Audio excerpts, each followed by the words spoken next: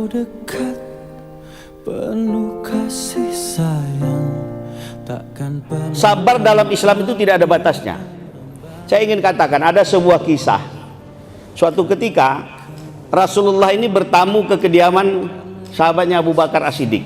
Di tengah asik dia sedang bertamu, bercengkrama, berbicara, ngobrol-ngobrol, tahu-tahu muncul seorang Arab Badui dengan tanpa sebab musabab yang jelas memaki-maki Abu Bakar As-Siddiq di depan Rasulullah. Tetapi karena Abu Bakar As-Siddiq ini merasa tidak pernah ada persoalan dengan orang Arab Badui ini, dia tidak mempedulikan, seakan-akan bahkan tidak ada persoalan apapun. Kemudian dia melanjutkan berbincang-bincang sama Rasulullah. Melihat apa yang dilakukan Abu Bakar As-Siddiq, Rasulullah tersenyum. Kemudian mereka lanjut berbincang-bincang. Rupanya orang Arab Badui tadi dengan sikap yang ditunjukkan Abu Bakar tadi menjadi sangat emosi. Dia memaki dengan lebih keras lagi, kata-katanya lebih kasar dari yang pertama. Tapi karena memang lagi-lagi dia tidak pernah merasa ada persoalan dengan orang Arab Badui itu, dia tidak pedulikan. Kemudian dia lanjutkan lagi bincang-bincang sama Rasul. Kembali Rasulullah tersenyum melihat sikap itu. Orang Arab Badui tadi bukan hanya cuma emosi, menunjuk-nunjuk jarinya di hadapan wajahnya Abu Bakar. Ternyata sebagai manusia biasa, Abu Bakar As-Siddiq pun terusik emosinya. Lantas dia pun membalas apa yang dikatakan oleh orang Arab Badui tadi. Terjadilah cekcok di antara mereka. Pada saat cekcok itulah Rasulullah berdiri meninggalkan tempat tanpa mengucapkan salam. Dan akhirnya setelah Rasulullah berjalan kurang lebih berapa meter, tersadar Abu Bakar As-Siddiq, dia coba kejar Rasulullah. Wahai Rasulullah, janganlah engkau perlakukan aku seperti ini dalam kebingungan. Apa sesungguhnya yang harus aku lakukan? Engkau meninggalkan aku di sini. Terus Rasulullah apa katanya?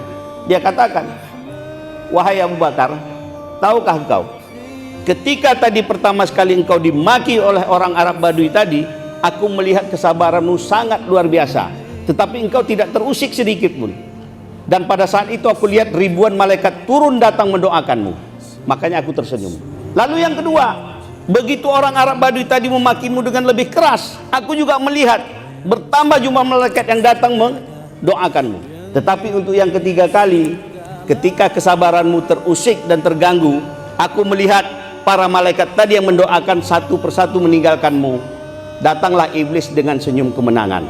Itulah sebabnya kenapa aku meninggalkan kau, karena aku tidak ingin bersama iblis ada di sana. Bapak Ibu sekalian, kisah ini mengingatkan kita kepada firman Allah di dalam surah Al-Baqarah 153. Ya ayyuhallazina amanu sta'inu bis-sabri was-shalah. Innallaha ma'as-sabirin. Artinya, wahai orang-orang beriman, mohonlah pertolongan kepada Allah dengan sabar dan sholat.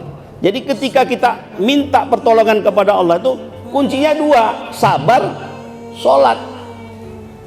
Jadi kalau kita punya keinginan kepada Allah, ini kuncinya itu, sabar, sholat. Apakah sabar itu ada batas? Kalau kita melihat apa kejadian tadi, sabar itu tidak ada batasnya. Makanya kalau ada orang mengatakan hari ini, jangan sampai habis batas kesabaranku ya. Coba kita lihat redaksi di dalam firman Allah tadi. Sesungguhnya Allah bersama orang yang sabar. Jadi ketika orang itu sabar, selama itu Allah ada di sana. Pantas nggak seorang hamba terus mengatakan, kalau sabarku hilang nanti, berarti kita menganggap kalau Allah itu nanti kutinggalkan. Kira-kira seperti itu. Kan tidak pantas. Jadi artinya kesabaran dalam Islam itu tidak ada batasnya, Pak. Dalam hal kesabaran apapun, termasuk untuk mengajak orang masuk ke dalam masjid ini. Sampai kapan? Ya sampai nyawa ini datang diambil Allah.